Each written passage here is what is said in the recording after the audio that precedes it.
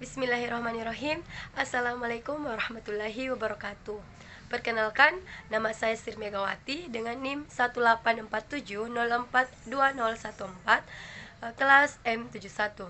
Baiklah, di sini saya akan menjelaskan tentang materi-materi yang saya dapatkan selama pembelajaran terpadu. Yang pertama itu adalah pengertian pembelajaran terpadu. Pembelajaran terpadu adalah suatu sistem pembelajaran yang memungkinkan siswa baik secara individu maupun kelompok aktif menggali dan menemukan konsep serta prinsip keilmuan secara holistik, bermakna dan otentik. Nah, pembelajaran terpadu di sini memiliki arti penting dalam kegiatan belajar, di mana yang pertama adalah dalam dunia anak. Misalnya, dunia nyata. Artinya itu tingkat perkembangan mental anak selalu dimulai dengan tahap berpikir nyata. Nah, dalam kehidupan sehari-hari, mereka tidak melihat mata pelajaran terdiri sendiri. Mereka melihat objek atau peristiwa yang di dalamnya memuat sejumlah konsep atau materi beberapa mata pelajaran. Nah, yang kedua adalah proses pemahaman anak. Nah, artinya adalah di dalam konsep suatu peristiwa, proses pemahaman anak terhadap suatu konsep dalam suatu objek sangat bergantung kepada pengetahuan yang sudah dimiliki anak sebelumnya. Nah, di sini masing-masing anak selalu membangun sendiri pemahamannya terhadap konsep baru.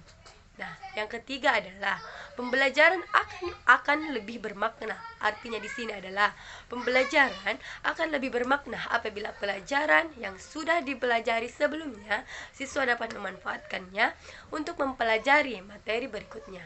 Nah, pembelajaran terpadu sangat berpeluang untuk memanfaatkan pengetahuan di mana pengetahuan itu sebelumnya. Nah, yang keempat adalah memberi peluang siswa untuk mengembangkan kemampuan diri. Pengajaran terpadu di mana dapat memberi peluang kepada siswa untuk mengembangkan 3 ranah sasaran pendidikan secara bersamaan. Nah, yang kelima di sini adalah memperkuat kemampuan yang diperoleh dari satu mata pelajaran akan saling memperkuat. Di mana artinya adalah memperkuat kemampuan yang diperoleh dari mata pelajaran lain. Nah, di sini yang keenam adalah efisien guru dapat melihat dan memperhemat waktu dalam persiapan mengajar. Artinya adalah tidak hanya siswa, guru pun dapat bekerja lebih bermakna terhadap konsep yang sulit terhadap akan yang diajarkan. Nah, di dalam materi terpadu tersendiri terdapat 3 landasan psikologis, landasan filosofis, dan landasan yuridis. Nah, berfungsi dalam memberikan kemudahan bagi peserta didik dalam memahami dan mendalami konsep materi yang tergabung dalam tema serta dapat menambah semangat belajar karena materi yang dipelajari merupakan materi nyata di mana kontekstual dan bermakna peserta didik. Nah, ada pula jenis-jenis model pembelajaran, di mana terdapat 10 jenis model pembelajaran terpadu yang dilaksanakan dalam proses pembelajaran.